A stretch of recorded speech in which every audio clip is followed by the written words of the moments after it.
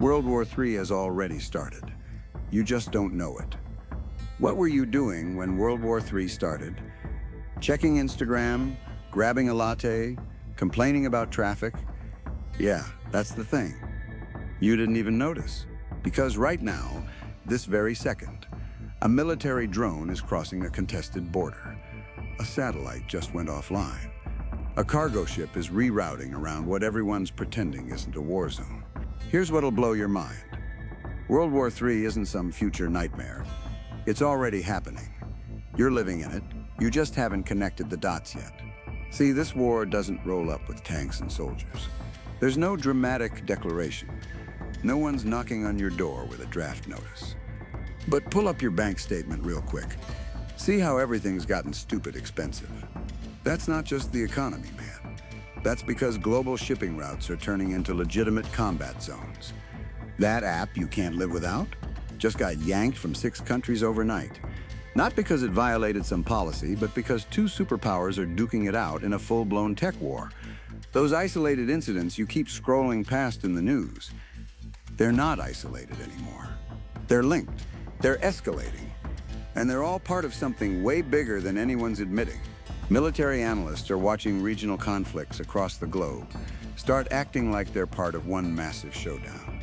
And history is pretty clear on this.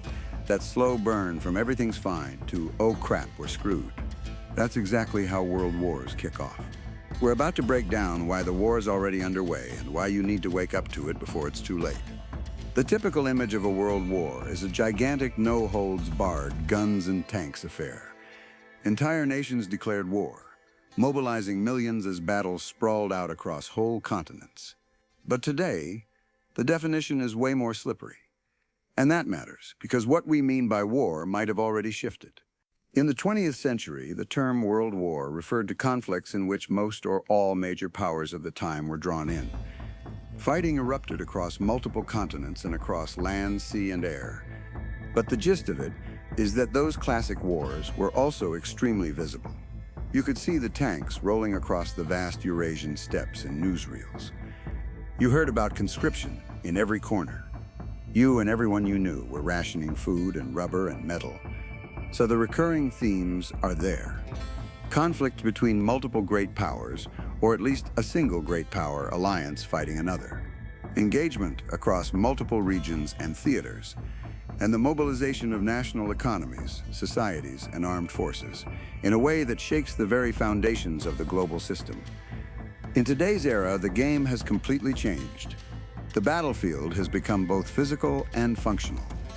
That means wars can kick off with tanks invading a city, or with a series of flashpoints like cyber attacks, supply chain shocks, missile strikes, and sanctions. They all bubble up until the pot begins to boil over. Great powers may not even declare war, but that doesn't mean they're not throwing down in concerted conflict across multiple domains. Economies may tout peacetime norms, but that doesn't mean these tools aren't being weaponized through tightened trade flows, choke-pointed tech supply chains, contested shipping lanes, and more. Society still takes the hit, even if there's no official front line. So if we stick to the idea that war is a major clash of state interests driven by national power and extending far beyond a raid or rebellion, then the stage is already set. If you really want to understand whether the world is drifting toward a major conflict, don't start by looking at battlefields. Look at budgets. Because when nations gear up for something big, the first place it shows up is the checkbook. Global military spending hit a record $2.72 trillion in 2024, a rise of 9.4% in a single year, the steepest jump since the Cold War, and the 10th year in a row that global defense budgets have climbed. More than 100 countries increased their military budgets, and many did so while slashing social or domestic spending. That is not normal behavior for a peaceful world. The biggest spenders are exactly the nations you'd expect in a global power showdown: the United States, China, Russia, Germany, and India. Together, they account for the vast majority of global military investment, and all 5 have ramped up spending to prepare for longer, more complex conflicts. Nowhere is this shift sharper than in Europe and the Middle East. Europe's military spending, including Russia, rose by 17%, pushing the continent to levels not seen since the Cold War. Last year alone, Russia's defense budget skyrocketed 38%, reaching 7.1% of its entire GDP numbers, associated with wartime mobilization. Ukraine, fighting for its survival, is burning through a staggering 34% of its GDP on defense, one of the highest proportions in modern history. The Middle East is also rapidly rearming. Defense spending across the region has surged in response to escalating tensions. The combination of missile exchanges, proxy wars, and strategic choke points like the Red Sea has created a regional arms race, unlike anything in decades. And we're all bound to feel the hit sooner or later. You see, when governments shift tens of billions into fighter jets, missile defense systems, and naval expansion, that money has to come from somewhere. If your government suddenly finds cash for new submarines but says there's no room in the budget for basic stuff like infrastructure, education, or healthcare, you're watching the civilian side of a slow-motion mobilization. All this money is flowing toward the same three pressure points: Europe, the Middle East, and the Pacific. These are the places where the next chapters of this conflict may already be unfolding. If there's one place where World War III would plant its flag first, it's Eastern Europe. Russia's full-scale invasion of Ukraine has dragged on for years, and instead of slowing down, it's evolved into something far more dangerous: a grinding industrial slog dominated by the specter of drones and missiles. Russia is now churning out drones on a scale that analysts once thought impossible, launching thousands per campaign. Ukraine fires back with its own drones, so many, in fact, that some military reports estimate up to 75% of battlefield losses on both sides now involve unmanned systems. Basically, that means that a huge chunk of modern warfare is just guys in bunkers furiously piloting flying lawnmowers at each other. The old image of tanks rolling across Europe has been replaced with a sky full of buzzing, exploding GoPros. Ukraine's lucky it's not fighting solo, at least in the figurative sense. Though political priorities constantly shift, Ukraine remains backed by the largest industrial base in the world: the US, the European Union, the UK, and dozens of supporting states. They're all funneling weapons, training, ammunition, intelligence, and air defense systems to where they're needed most. But another challenger is emerging. Beyond, and perhaps even behind Russia, a group some analysts now call the axis of upheaval is coming to the fore. This blooming partnership between China, Russia, Iran, and North Korea has everyone on edge. North Korea has shipped millions of artillery shells and rockets to Russia, so many that intelligence officials estimate Pyongyang was supplying 35 to 50% of Russia's artillery needs for a while there. North Korea is also believed to have transferred ballistic missiles and tens of thousands of soldiers to frontline support and logistics roles. Iran provides Russia with intel, drones, and other killing technologies. Russia pays back the favor with its own advanced missile systems, jets, and weapons tech. China hasn't sent weapons directly, but it's quietly providing the critical stuff that keeps Russia's war machine alive. Things like machine tools, electronics, dual-use materials, and drones by the tens of thousands. This coalition, called CRINC for short, isn't a formal alliance, but it's acting like one. And alliances that walk like a duck and talk like a duck tend to create, well, opposing alliances. Here's where things feel even more like a proto-world war. Russia has been waging a hybrid war on NATO countries without firing a single bullet at them. Take the Baltic Sea region. GPS systems on commercial airliners have been jammed or spoofed dozens of times in the last year, forcing pilots to divert or rely on backup navigation. Flights suddenly lose GPS over Estonia, Latvia, Finland, or Poland, all areas where Russia's electronic warfare units are set up shop just across the border. European leaders have publicly accused Russia of screwing with aviation safety, and intelligence agencies warn that the jamming is deliberate and strategically timed. European officials have also repeatedly accused Russia of messing with undersea cables, the fiber optic arteries that carry over 95% of the world's internet traffic and international communications. Several of these cables in the Baltic and North Seas have been mysteriously cut or damaged since 2022. Everyone is pointing the finger at Moscow. Everyone is ticked off. But Europe hasn't exactly been able to catch a submarine red-handed. Without a smoking gun, Europe can't formally blame Russia. So instead, Western militaries quietly beef up undersea patrols. NATO moves anti-submarine assets into the region, and the facade of normalcy continues. Meanwhile, Russian cyber attacks target everything from power grids to government networks to the voting systems of NATO states. Again, nobody is officially at war, but everyone is sure acting like they're gearing up for one. It feels eerily like the Balkan crisis of 1914. Only it's not. It's bigger. If Ukraine is the land war shaping Europe's future, the Middle East is the region where every fuse seems to be lit at the same time. The Middle East has always been a powder keg. But in 2024-25, it started looking less like a keg and more like an entire aisle of fireworks, with sparks flying in all directions. For decades, Iran and Israel fought in the shadows, waging hybrid warfare. Cyber attacks here, sabotage there, proxy battles across the region. Then 2024 blew that rulebook to pieces. In April, Iran launched around 170 drones and missiles directly at Israel from Iranian soil. It was the first openly acknowledged attack of its kind, and it forced the US, Jordan, Saudi Arabia, and several European militaries to help intercept the barrage. Then in 2025, after a series of Israeli strikes on Iranian nuclear and missile sites, Iran fired over 100 drones and additional missiles back across the region. It was called a pseudo-declaration of war. In September 2024, Israel pulled off an operation that planted explosives in pagers distributed to Hezbollah operatives. On 2 consecutive days in Lebanon and parts of Syria, thousands of these devices detonated simultaneously. The incident wounded thousands and killed dozens. The attacker was never officially named, but retired Israeli intelligence agents and major media outlets report that it was an operation by Mossad and the Israeli military. Europe, the US, and others watched and mulled over how the threshold of modern war came to include booby-trapped pagers, something nobody had on their bingo card. While rockets fly overhead, another battle is fought in total silence. Iranian-backed hackers hit Israeli water systems, hospitals, banks, and anything else that keeps the country running. Israel fires back with cyber strikes of its own, aiming to blind radars and shut down networks. These cyber attacks rarely stay contained.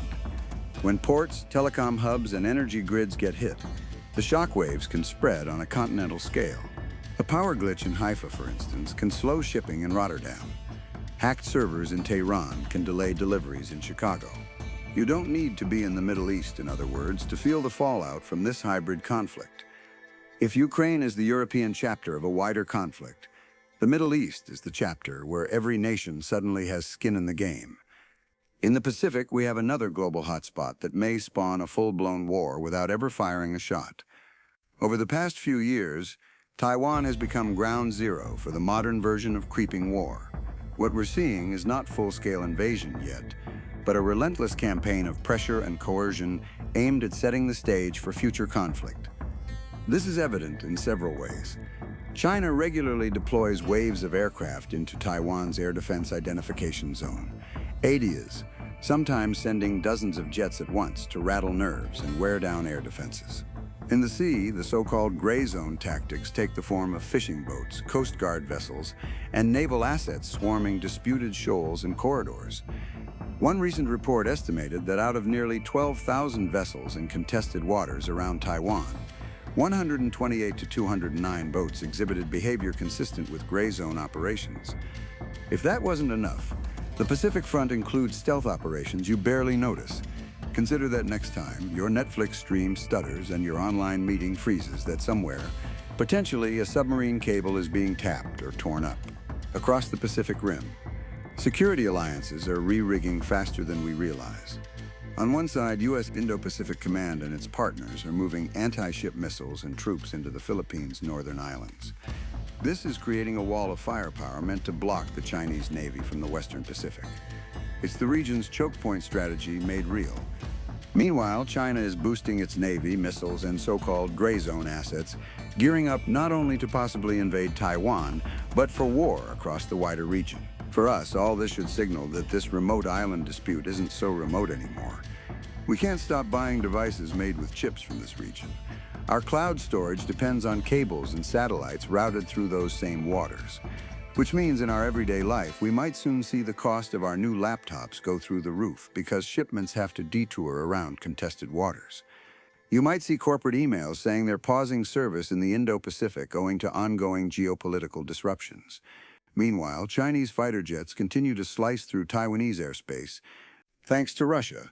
When a military today gears up for an overt invasion, the world braces. But when it engages slowly, changing supply routes, launching gray zone sweeps and disrupting electronics and logistics, the war may already be underway. If Taiwan were hit hard, the consequences ripple to Japan, Australia, and other U.S. alliances. If undersea cables are severed and chip factories go offline, you don't need boots on the ground to feel the shock. The Pacific is easily the quietest, most dangerous stage of the war we might already be living. The absence of dramatic headlines doesn't mean the absence of war. Want to know where else conflict is heating up? Look up. For decades, satellites were the quiet workhorses of modern life. But between 2023 and 2025, the veil dropped. The U.S. Space Force disclosed that several American satellites had experienced what officials called dazzling attempts, where ground-based lasers aimed to blind or overheat optical sensors. China tested a co-orbital inspector vehicle capable of sidling up beside foreign satellites, behavior not all that different from a burglar testing windows. Russia, meanwhile, expanded electronic jamming experiments designed to mess with satellite navigation across entire regions. None of this makes front-page news, and none of it looks dramatic on the ground. But a handful of successful hits could knock out GPS across continents. It could seriously screw up air traffic control, or even paralyze shipping lanes. Space is now the high ground of any military conflict, and it's becoming more and more contested by the week. So how do you know if you're living through the early chapters of World War III? It's not like you'll get an alert saying, "Breaking WW3 has entered your chat." Instead, you have to recognize the symptoms. Think about it again in logical terms. Multiple major powers are actively fighting proxy wars across 3 continents. Over 100 countries just raised military spending simultaneously, something that hasn't happened since the Cold War. Alliance systems are hardening into opposing blocs like it's 1914, all over again. Critical infrastructure is under constant cyber attack. Global supply chains are reorienting themselves in us versus them terms. Nuclear powers are directly striking each other's assets. Iran and Israel, for instance. Space is being weaponized and silently contested. And everyday items are suddenly exploding, expensive, or unavailable due to what news anchors politely call geopolitical tensions. Your government is discussing war economy measures while very carefully calling it something else. If even half of that rings a bell, you're living through what historians might eventually call the opening phase of World War III. If all of it sounds familiar, you've been paying attention. Now, here's another thing you probably don't need anyone to tell you. The world is catastrophically unprepared for the conflict it's sliding into. And that's what makes this moment so sketchy. Where the rubber really meets the road is in the realm of industrial capacity. Remember how Russia thought it would steamroll through Ukraine in days? Instead, it's burning through artillery shells faster than it can crank them out. The U.S., meanwhile, has struggled to ramp up production of basic 155mm artillery shells. You know, the kind of unglamorous, unsexy weapon that actually wins wars. In 2022, the U.S. was making about 14,000 artillery rounds per month. Russia was firing that many per day in Ukraine. American officials scrambled to increase production, aiming for 100,000 per month by late 2025. But even that pales in comparison to the millions of rounds fired in just the first year of the Ukraine conflict alone. So if a major war were to pop off tomorrow, Western militaries would likely run out of ammunition in weeks, not months. The industrial base that built 50,000 Sherman tanks during World War II is long, long gone. The West has spent 3 decades optimizing for efficiency and just-in-time delivery.